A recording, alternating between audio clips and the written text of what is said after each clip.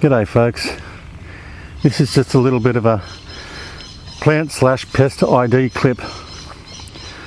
File it under the why the bloody hell not section. You might be familiar with the name of this plant due to a movie that did quite well at the box office called Lantana. I think Jeffrey Rush was in it. Anyway, this is Lantana. Quite a beautiful flower for a noxious, most invasive pest of a plant. In Australia there's probably this and blackberry, which also grows in a similar fashion, has these long canes. It's almost impossible to kill. When I was working in horticulture, the only way we could deal with it was to cut it or scrape back the cadmium layer and apply glyphosate directly to the wounded part of the plant, almost immediately that you cut it. It's the only way to do it. Even then, this was probably introduced from South America, I'm not sure.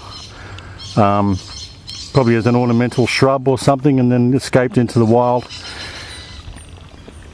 The country would be so better off without it. Here's an example of what happens. And this happens everywhere. This is a patch growing alongside the river here.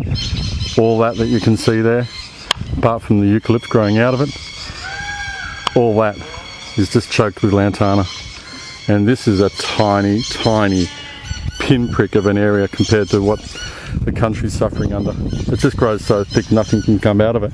But obviously that tree there was already established by the time the lantana got loose. So if you see it, kill it any way you can. There should be a major operation in the Australian government to do more to eradicate this pest of a plant. They really should. It's a native plant just groaning under the weight of it. As I said, it has that, you can see it's got that serrated leaf. Not an unpleasant smell either. It's quite nice. It's a shame the flowers are so beautiful. It's just a horrible, horrible plant. It's the, it's the Indian minor of the plant world. So, that's the lantana. See ya.